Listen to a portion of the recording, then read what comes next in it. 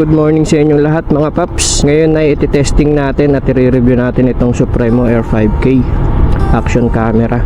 Bago ko simulan, kung bago ka pa lang sa aking YouTube channel ay paki-subscribe naman at hit mo na rin yung notification bell para updated ka sa mga ina-upload kong videos. So ayun, balik tayo sa topic. Ang Supremo Air 5K action camera. Ang video settings ko nga pala mga paps ay 1080p by 60 fps. Yung EIS nya or electronic image stabilization ay naka-off para naka-wide angle yung ating kuha. Kasi pagka naka-on, medyo naka-zoom ng konti. Naka-wide angle siya ngayon mga paps, 170 degrees. Naka-on din yung wind noise reduction.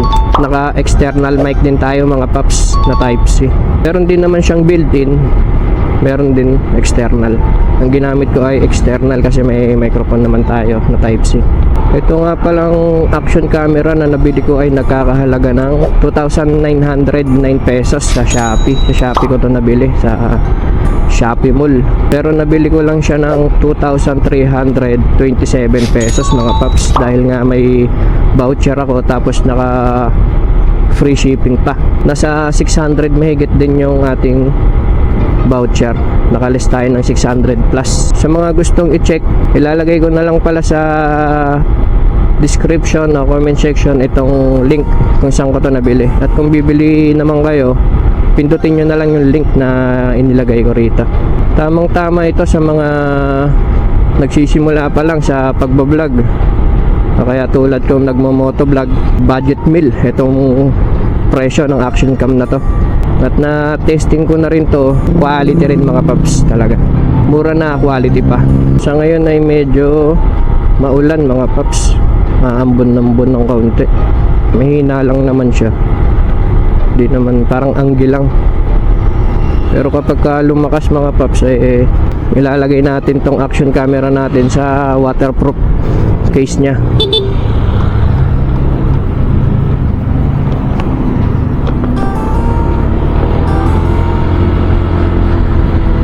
Tapos yung microphone natin na Type-C, syempre tatanggalin natin dahil nga waterproof case siya.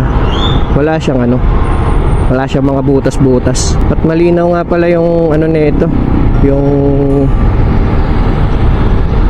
pag nagsasalita ka, malinaw mga paps. Hindi yung garalgal. So ayun mga paps, kung may mga katanungan kayo, comment down below lang at sasagutin ko yung mga tanong ninyo. Parang uuwi ako nito. Unleaded, full tank. Full tank sir. Unleaded.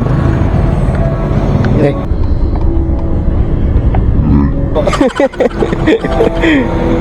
Green po ba? Kahiyaan pa. Sige, pwede na yan. Okay na yan. Okay na yan. Teka lang, sayang yung piso. Hindi. Meron naman. Kaya yung 0.60 para laglag pa rin. Bigyan natin siyang tip na 10 pesos mga paps. Thank you, boss. Thank you, boss. Thank you. Lagi ako dyan nagpapagas mga paps kasi meron tayong sulit card.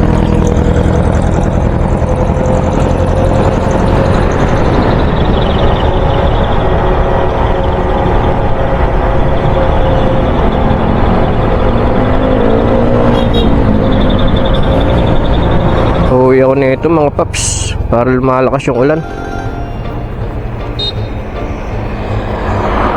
Hindi na tayo tuloy babiyahe mga paps, umuulan. Wala akong dalang kapote. Ikot tayo pa uwi. Itong action camera na to mga paps ay para ka na rin naka GoPro dito. Parang mga paps parang naka GoPro. Kasi iba naman yung quality ng GoPro. Talagang yung angle ng field of view nya talagang malaki mga paps. Malawak yung sakop nya. Quality nga yung GoPro pero mahal. Quality rin yung presyo. Kung nagsisimula ka lang naman, sa mga video pagbablog, okay na tong Supremo Air 5K.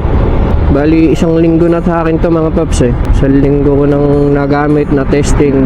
Kaya ayun, binibigyan ko ng review. Sa battery nga pala mga paps, dalawa yung battery niya nakasama. Para may isang extra in case na malolobat ka, may isasalpak ka kaagad. Tapos sa box niya mga paps ay kumpleto yung mga accessories. Marami siyang accessories na kasama Pang helmet mount, meron ding handlebar mount. Basta marami siyang kasama accessories. Na-testing ko na rin yung ano nito mga paps, 4K by 60 fps. Maganda rin siya, malinaw yung kuha niya. Pero mabilis nga lang malobat yung battery. Siguro nasa 1 hour din mga paps, mahigit mga gamit mo. 1 hour or 2 hours. Hindi pa dire-diretso na recording yun mga paps, putol-putol. Sa settings ko mga paps, naka saver time siya, naka 1 minute. Para after 1 minute mag-off yung screen niya, para ma-save yung battery, makasave tayo ng battery para hindi ganun kabilis malobat. Tapos nung naka 180p by 60 fps naman ako mga paps, abot din siya ng 3 oras, 3 o higit pa mga paps, kasi nga mababa lang yung video resolution natin. Ang recommended video resolution ko ay 1080p mga paps by 60 fps. Recommended na yan mga paps. So ayun mga paps, kung gusto nyo bumili nitong action camera na gamit ko, ang Supremo Air 5K, i-click nyo lang yung link na nasa comment section or sa description box ko mga paps.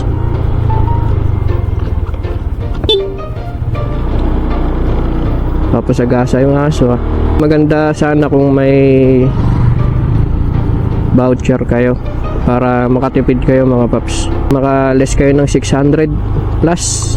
Sayang din yun mga paps, kaysa bibili kayo sa mismong shop, magwo-walk-in kayo, hindi kayo makaka-discount. Sa pinagbilhan ko naman, legit naman talaga yung seller mga paps, tsaka yung shop nila, kasi ano siya Shopee Mall mga paps. Pagka may logo ng mall, ayan, Shopee Mall, ibig sabihin legit yung shop nila. Kasi sa iba, pagka walang logo ng mall, baka dumating sa'yo bato. Diba may mga ganon sa Shopee mga paps, bato yung ipapadala. Pagbukas mo ng karton, bato pala laman. Ayun, pera mo naging bato. Chinek ko rin syempre yung review nito sa shop nila. Magaganda naman mga paps, okay naman yung mga review. Malaking bagay din yung voucher mga paps, para maka-discount tayo. So ayun mga paps, unahan natin to kasi basura, baho. So ayun mga paps, dito ko na tatapusin yung video ko. Maraming salamat sa inyong panonood. Kung bago ka pa lang sa aking YouTube channel at kung nagustuhan mo naman itong video ko, ay subscribe mo na at hit mo na rin yung notification bell para updated ka sa mga videos na i-upload ko. Thank you sa inyo lahat mga paps. Paalam!